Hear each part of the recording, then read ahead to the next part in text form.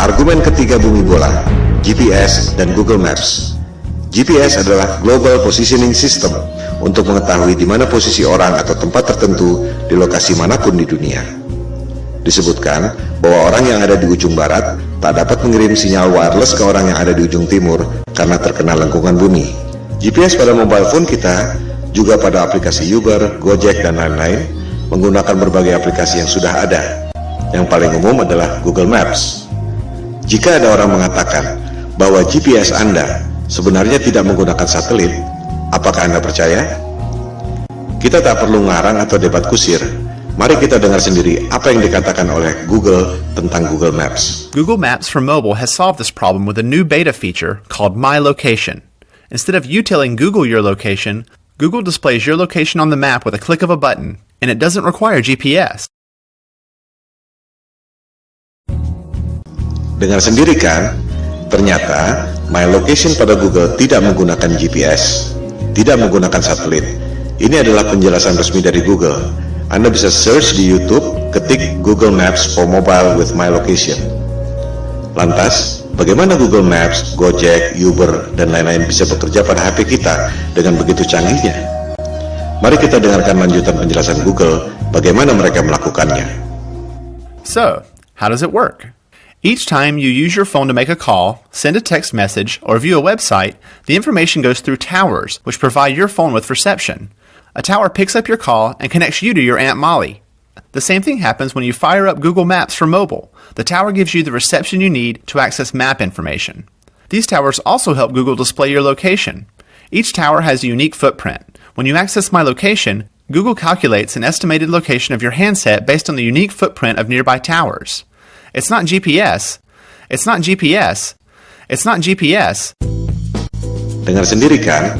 Ternyata Google tidak menggunakan GPS. Sinyal-sinyal yang canggih itu diperoleh dari menara Telkom biasa.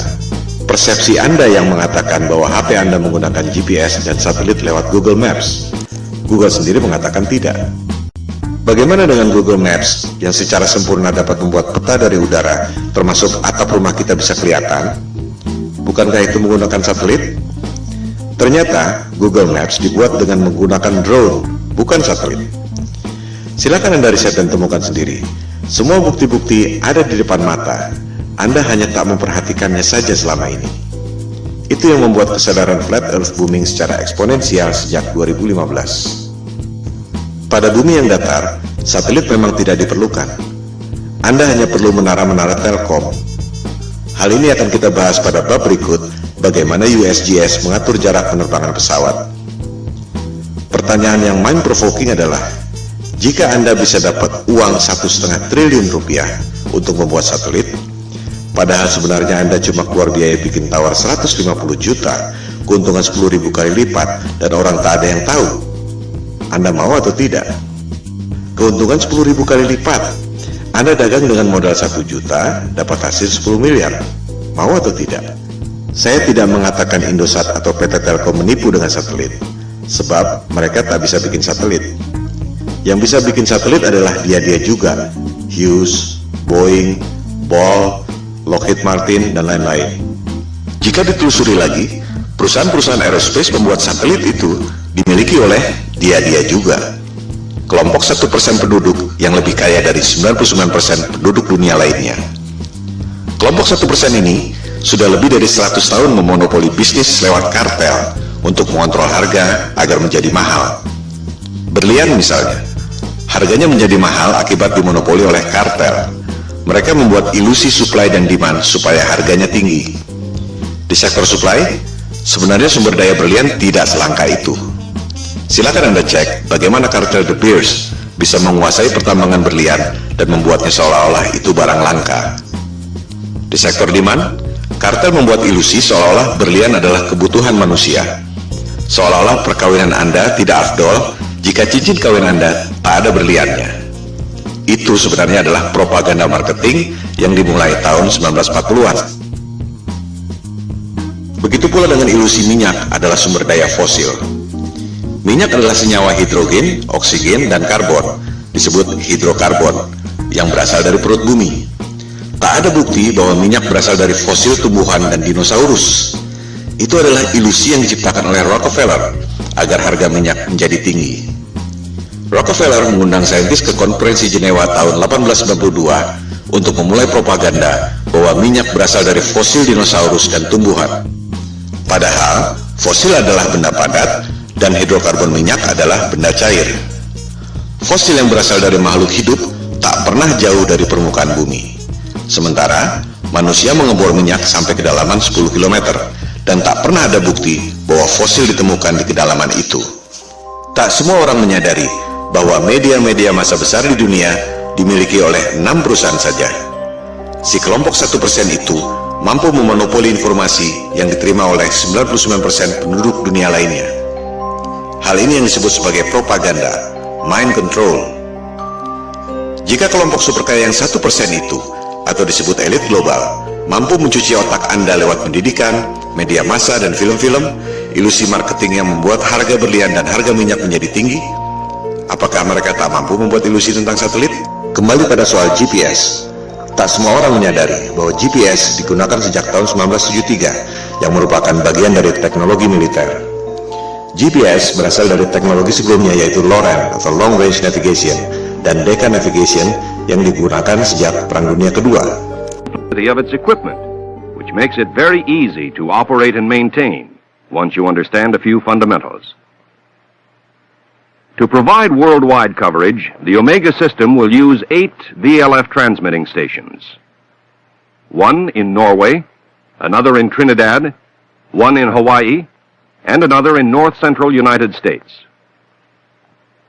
Of the remaining, one is in the Indian Ocean, another in the southern part of South America, one in the Tasman Sea area, and finally, one in the Western Pacific. Apa yang membuat Anda berpikir bahwa dunia militer yang didesain buat perang membela negara tiba-tiba jadi malaikat yang menolong umat manusia di negara-negara lain dengan memberikan teknologi gratis? Disinilah jelinya the global elites yang sudah lebih dari 100 tahun memperoleh profit dengan cara menipu orang, scam, money laundering, transaksi fiktif, you name it. Demikian halnya dengan NASA. Apa yang membuat Anda berpikir bahwa NASA adalah badan eksplorasi yang bekerja untuk kepentingan dunia? Siapakah NASA? Coba kita lihat keterangan di webnya sendiri. Jelas ditulis di situ bahwa tujuan pembentukan NASA tahun 1958 adalah berkaitan dengan Perang Dingin, di mana Rusia berhasil meluncurkan Sputnik tahun 1957. Majalah Times menjelaskannya lebih gamblang. Judulnya, Alasan yang Menyedihkan Tapi Familiar tentang Pembentukan NASA. Disebutkan, tujuannya sangat membumi, yaitu office politics, bukan untuk kepentingan umat manusia di dunia. Budget NASA 2016 adalah 19,3 miliar dolar atau sekitar 256 triliun per tahun. Hasilnya, kebanyakan adalah propaganda CGI. Motivasinya, ada 256 triliun motivasi di situ. Bisnis adalah bisnis, di mana ada peluang, pasti banyak kepentingan. Bukan hanya pegawai-pegawainya, tapi juga kontraktor-kontraktor besarnya. Roket memang diluncurkan, tapi jika diperhatikan, arahnya tak pernah lurus ke atas, selalu melengkung dan akhirnya horizontal. Karena memang tak pernah lewat dari low Earth orbit, sekitar 500 km dari permukaan bumi. Seperti yang dikatakan Times tadi, tujuan pendirian NASA sangat membumi, yaitu office politics. Pertanyaannya, untuk politik dan kepentingan siapa?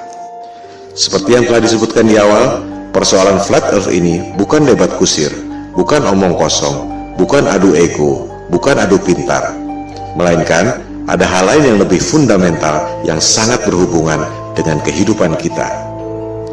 Pada pembahasan selanjutnya, di video-video berikutnya, kita akan membahas hal ini.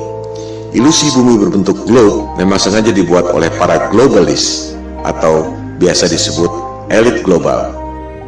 Mereka lah yang membuat berbagai krisis, perang, termasuk menjauhkan manusia dengan ketuhanan lewat dogma-dogma sains modern dan ilusi bumi globe.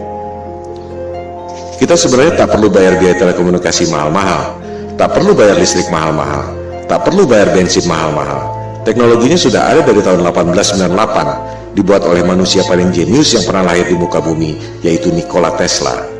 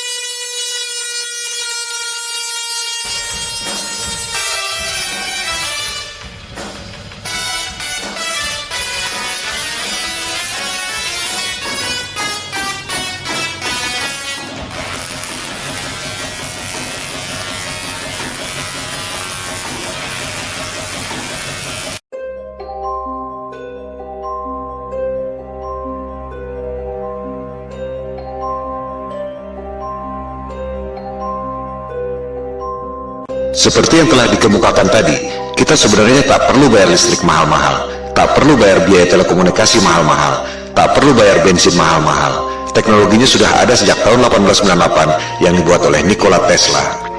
Itu sebabnya ia dikucilkan oleh JP Morgan, salah satu pentolan elit global. Hal-hal seperti itulah yang dilakukan agar kelompok yang 1% itu bisa mengontrol 99% penduduk dunia lainnya. Berbagai manipulasi dan propaganda mind control dilakukan, seperti membuat ilusi supply dan demand, ilusi satelit, ilusi GPS, ilusi bumi berbentuk globe, ilusi bahwa mereka adalah kelompok adidaya yang sudah mampu melakukan eksplorasi ruang angkasa. Bangkitnya kesadaran flat earth merupakan ancaman bagi mereka. Oleh sebab itulah pemaparan ini diberi judul Konspirasi Bumi Datar. We don't have time for a meeting of the Flat Earth Society. Soal foto-foto CGI, satelit, dan GPS yang sudah kita bahas adalah soal teknologi, belum masuk pada sains yang sebenarnya. Kita akan membahas pada episode berikut. Sementara ini, kita tutup argumen GPS dan Google Maps dengan fakta bahwa Google Maps dan GPS tidak menggunakan satelit, melainkan menggunakan menara telkom biasa.